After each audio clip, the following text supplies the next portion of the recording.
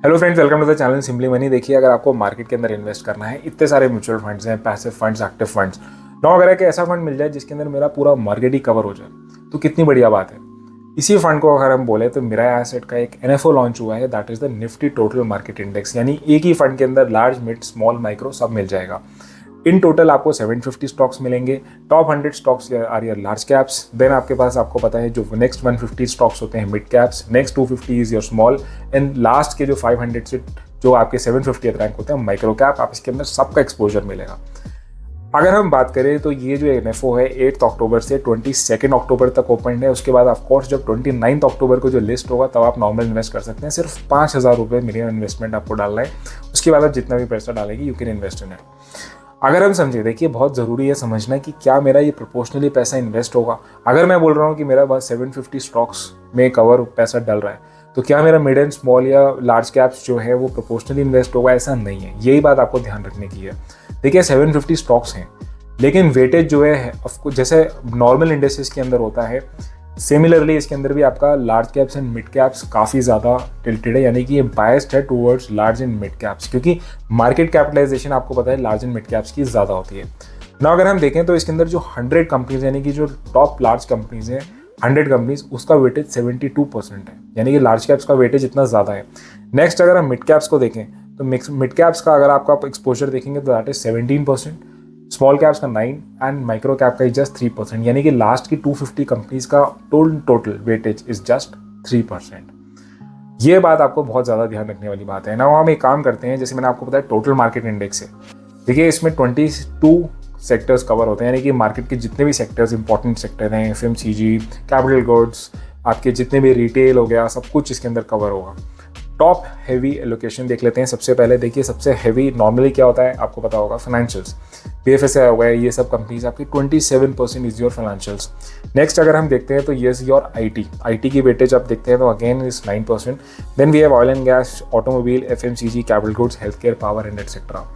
Now top companies देख लेते हैं। ऑफकोर्स मार्केट कैप के हिसाब से होंगी तो वही आपकी निफ्टी 50 की जो टॉप 10 कंपनीज हैं, जस्ट लाइक एचडीएफसी, रिलायंस, आप देख सकते हैं यहाँ पे आईसीआईसीआई, इन्फोसिस, आईटीसी, एलएनटी, भारतीय एयरटेल, टीसीएस, एक्सिस, एसबीआई। तो वही आपको पता है कि यूजुअल सस्पेक्ट्स हैं हमारे पास जो टॉप 10 कंपनीज मार्केट कैप के हिसाब से हैं। यानी कि स्टेबल कंपनीज आपको लीड कर रही है इस पर्टिकुलर फंड के अंदर। नाउ देखिए, समझने वाली बात ये कि एक पैसिव फंड की कैटेगरी है। पैसिव फंड इंपॉर्टेंट होता है जनरली फॉर अ यूज़र। अगर आपको पता है कि आपको एक्टिव फंड्स के अंदर थोड़े से ज़्यादा एक्सपेंस रेशियो नॉल होते हैं, तो इन फंड्स को सिंपली आपको रेप्लिकेट करना होता है जो भी इंडेक्स की वैल्यू है। इस पर्टिकुलर फंड से पहले, मिराई एसेट से पहले, 2 फंड हमारे पास, यानी 2 फंड हाउसेस ने लॉन्च किया है टोटल मार्केट इंडेक्स। एक ग्रो फंड ने और एक बंधन फंड ने लॉन्च किया है। अब देखिए, अब ये जब भी कोई एनएफओ लॉन्च होता है तो उसका मतलब ये होता है कि वो कैटेगरी अच्छी परफॉर्म कर रही होगी, क्योंकि लोग कंपेयर करेंगे पास्ट के रिटर्न्स। तो बहुत सीधी सी बात है कि जब रिटर्न्स हमने देखे तो रिटर्न्स जो बाकी के इंडेक्सेस हैं, लाइक निफ्टी 500, निफ्टी 200, 100 या 50, उसके कंपैरिजन में आपके निफ्टी टोटल मार्केट इंडेक्स के अभी के रिटर्न्स काफ़ी अच्छे आ रहे हैं।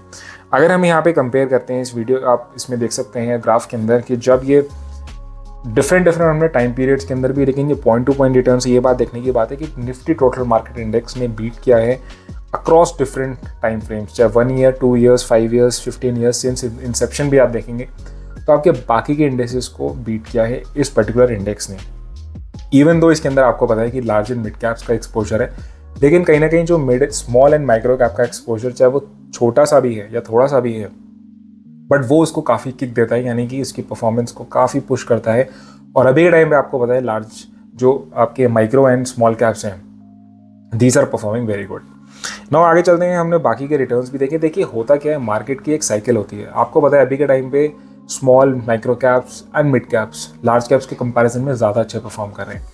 और ऐसा ही होता है जब आपको पता है मार्केट कभी चेंज होता है, जब लार्ज कैप्स चलते हैं तो इन्हें वे जो आपका टोटल मार्केट इंडेक्स है उसको एक बेनिफिट ये मिलता है कि क्योंकि इसमें सबका एक्सपोजर है, तो मार्केट कैसे भी करके अगर परफॉर्म करेगा तो टोटल मार्केट इंडेक्स जो है परफॉर्म अच्छा करेगा।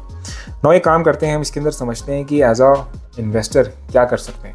देखिए, अगर ऑलरेडी, जैसे मैं अपनी बात बताता हूँ, तो मैं ऑलरेडी, मेरे पास जो है लार्ज एंड मिड कैप्स के डेडिकेटेड फंड्स हैं, एक्टिव फंड्स हैं। अब मैं अगर टोटल मार्केट इंडेक्स को लूँगा तो मुझे कोई बहुत ज़्यादा फ़ायदा नहीं होगा, क्योंकि मेरा ऑलरेडी जो टोटल मार्केट इंडेक्स है उसके अंदर मिड एंड लार्ज कैप्स की एक्सपोजर बहुत ज़्यादा है। इसलिए मुझे एक ऐसा फंड चाहिए होगा जिसके अंदर स्मॉल एंड माइक्रो कैप की एक्सपोजर ज़्यादा हो। तो यानी कि मैं एक ऐसा फंड लूँगा जिसके अंदर आपको dedicatedly small caps and micro caps मिल जाए, रादर देन मैं अगर ऐसा फंड लूँ टोटल मार्केट इंडेक्स। लेकिन अगर आप ऐसे मार्केट के अंदर एक न्यू इन्वेस्टर है, आपने अगर अभी तक इक्विटी मार्केट के अंदर अपना कोई भी फंड नहीं लिया हुआ है, तो ये एक अच्छी चॉइस हो सकती है। बाकी कोई रिकमेंडेशन नहीं है, सिर्फ एजुकेशन पर्पज से ये वीडियो बना रहे हैं। आप अपनी रेडार में डेफिनेटली रख सकते हैं इस पर्टिकुलर फंड, क्योंकि जब हमने इसके रिटर्न्स के साथ में इसके रिस्क पैरामीटर्स भी देखे थे, वो भी काफ़ी अच्छे थे, यानी कि वो भी काफ़ी स्टेबल थे as compare to the other passive index. तो यानी कि पैसिव इंडेक्स को अगर आप कंपेयर कर रहे हैं निफ्टी 500, निफ्टी 100, 200 या 50, तब आप डेफिनेटली इस फंड को कंपैरिजन में रख सकते हैं, रेडार में रख सकते हैं और फिर चेक कर सकते हैं आपको इन्वेस्ट करना है नहीं करना है। तो इस वीडियो में आपको ये कहना चाहता हूँ। बाकी देखिए, मैं एज अ जो है इन्वेस्ट नहीं करूँगा, जिससे मैंने आपको रीज़न अपना ऑलरेडी बता दिया है। आप क्या करेंगे इस पर्टिकुलर फंड के साथ, आप प्लीज़ कमेंट बॉक्स में नीचे मेंशन करिए। कोई और डाउट है तो हमको भी डेफिनेटली मेंशन करिएगा।